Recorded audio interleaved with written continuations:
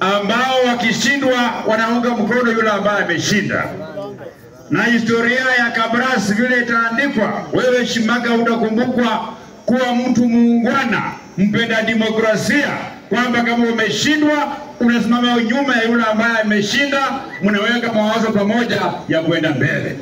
Hata na hivyo Kabras mzima nenya mbona mjumbe wenywe Marulu Ijendi kama lekana alimusema ya serikali nukikuja kwa bunge la kitaifa.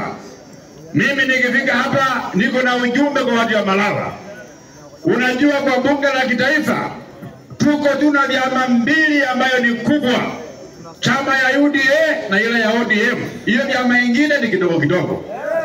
Sasa ukifika kule bunge kuna kamati ambayo watu wanagawana. Kuna kamati ya barabara, kuna kamati ya elimu, kuna kamati ya maji, kuna kamati ya usalama wa taifa, na kuna kamati nyingine ambayo kila mtu anatoroka, kamati ya kusimamia chakula ya kupika ya catering ya jikoni. Sasa mkichagua mjumbe kutoka kwa chama ndogo kama ile ingine, yeye atakuja kuwa mwanachama ya kamati ya kupika ugali, ya kupika supu hapo, yeye mwenye kuonja chakula aone ni mzuri ama sio mzuri. Lakini mkiweka kwa chama ya UDA, mbunge angekuja anakuwa kwa kamati ambayo iko na pesa, iko na ushawishi mkubwa ya kuamua maendeleo ambayo imekuja hapa. Lakini maana mrere inakuwa ino experience ya kutosha.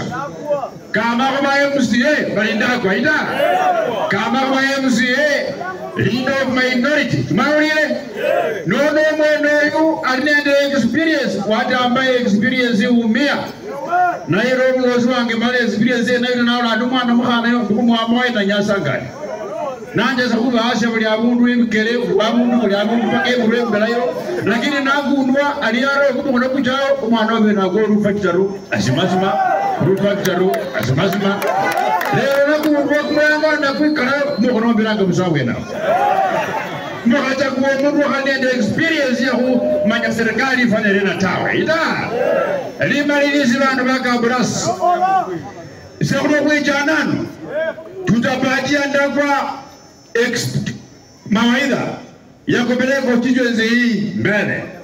Tutamuonesha kona yote ya serikali. Akifika bunge hatakuwa mgeni, akifika bunge la kitaifa kila mtu atakuwa amemjua, kwa sababu sisi tutakuwa hapa, tutatembea kumfanyia kampeni kuhakikisha ndakwa anakuwa mbunge wa Malava hii ya kusonga mbele. Wao ni watu andao kwa mkono, watu andakwa.